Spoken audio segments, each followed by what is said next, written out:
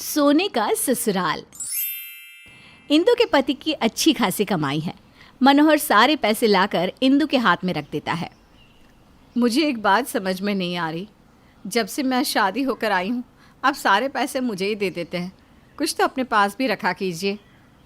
तुम जब से मेरे घर आई हो मुझे पैसों की कोई कमी नहीं हुई। तुम ही मेरे घर की लक्ष्मी हो, इसीलिए मैं सारे पैसे तुम्हें देता हूँ। अब तुम देखो तुम्हें कहाँ कैसे पैसे खर्च करने हैं। इंदु घर खर्च निकलने के बाद बचे हुए पैसों से सोना खरीद लेती है और ऐसे करके इंदु के पास अच्छे खासे सोने के जेवर जमा हो जाते हैं। दिन बीतने लगते हैं और देखते ही देखते उसके तीनों बेटे शादी के लायक हो जाते हैं। एक दिन इंदु मनोहर से कहती है, आपने मुझे सोना तो बहुत दिलाया है, लेकिन अब मैं अपने बेटों की शादी करके सुकून से सोना चाहती हूँ। ठीक है, अभी मैं तुम्हें सुकून देने की तैयारी भी कर लेता हूँ। मनोहर अपने तीनों बेटों के लिए लड़की देखने लगता है। अच्छा घर परिवार होने के कारण प्रवीण के लिए पूनम का रिश्ता आ जाता है और दोनों की शादी बड़े ही धूमधाम से हो जाती है। घर आती ही पूनम घर की जिम्मेदारियां संभाल लेती है और इंदु खुश होकर तिजोरी की चाबियां पूनम के हाथों में रख देती है। बहू, आज से इस घर के छोटे बड़े सभी फैसले तुम लोगी और पैसों का लेन देन और जेवर की रखवाली भी तुम्हें ही संभालनी है बेटा। मम्मी जी, इतनी बड़ी जिम्मेदारी क्या मैं संभाल पाऊंगी? कहीं मुझसे कोई चूक हो गई तो? तुम पर मुझे पूरा भरोसा है बेटा। एक रोज़ पूनम को मीनू बाजार में मिलती है। वो मीनू की बातों से इतनी इम्प्रेस हो जाती है कि उसे अपनी देवरानी बनाने की सोच लेती है। मीनू के बारे में पता चलते ही मनोहर मीनू के यहाँ मनीष का रिश्ता भिजवा देता है और मीनू मनीष की शादी हो जाती है। मीनू और पूनम में अच्छी बॉन्डिंग बन जाती है। एक रोज़ पूनम मीनू के साथ बाजार जाती है और सोने की दुकान में जाती है। भाभी, पहले से ही मम्मी जी के पास बहुत सारे जेवर हैं और हमें भी शादी में भर भर के सोने के जेवर चढ़ाए हैं मम्मी जी ने, तो अब आप यहाँ क्या लेने आई हो? हंसते हुए पूनम कहती है, अरे पगली, तू इतने टेंशन में क्यों आ गई? मैं जेवर नहीं, सोने के बिस्कुट ले रही हूँ। मैंने घर खर्च में से पैसे जो भी बचाए ना, उससे।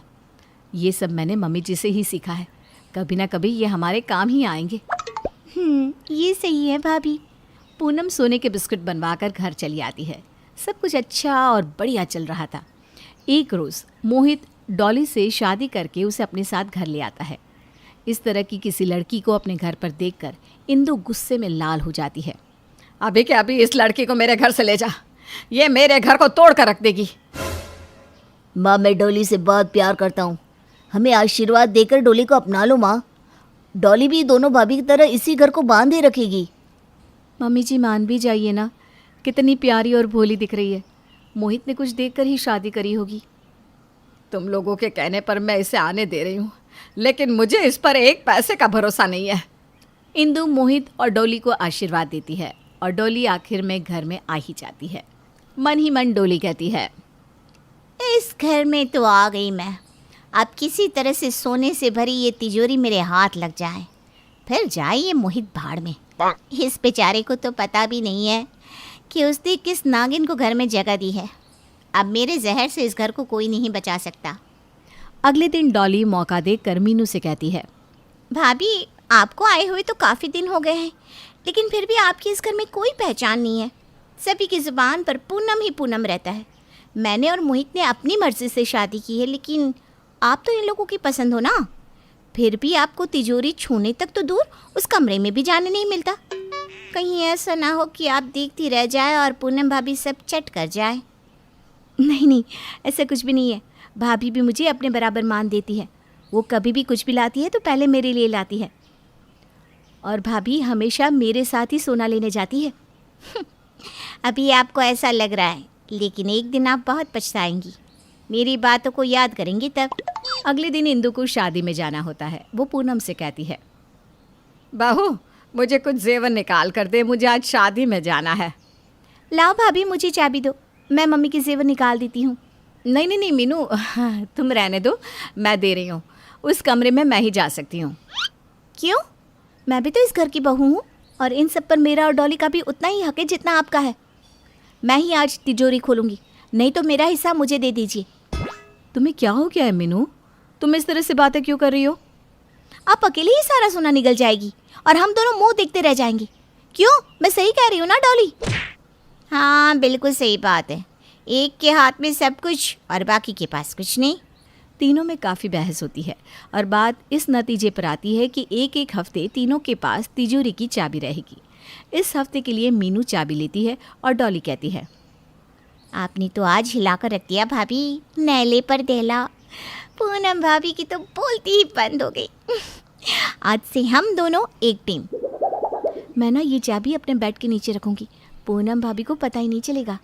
उधर डॉली के मन में लड्डू फूट रहे थे और इधर पूनम के आंसू नहीं रुक रहे थे। मैंने इन दोनों को अपनी बहन माना और मुझे ये सिला मिला। अब मैं भी इन दोनों की तरफ बस अपने बारे में ही सोचूंगी। मैं कम हिस्सा क्यों लूँ, मैं भी बराबर का सुना लूँगी। उधर डॉली मौका पाकर चाबियाँ निकाल लेती है।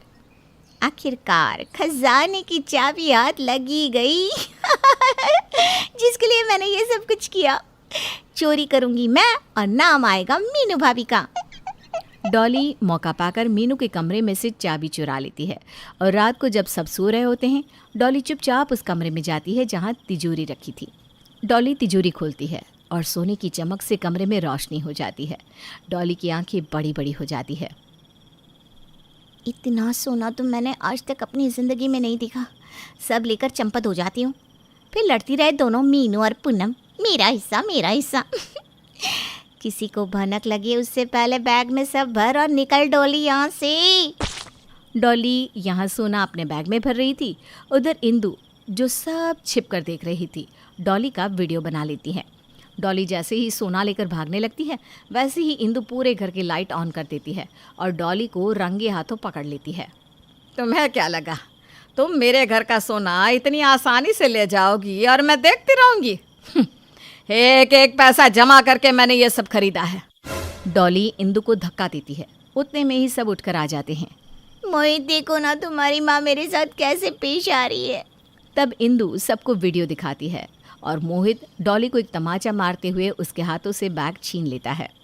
मुझे तो इस पर उसी दिन से शक हो गया था, जिस दिन इसके कारण पूनम और मीनू में सोने को लेकर लड़ाई हुई थी। तब से मैं इस पर नजर रख रही हूँ। निकल जाओ मेरे घर से नागिन।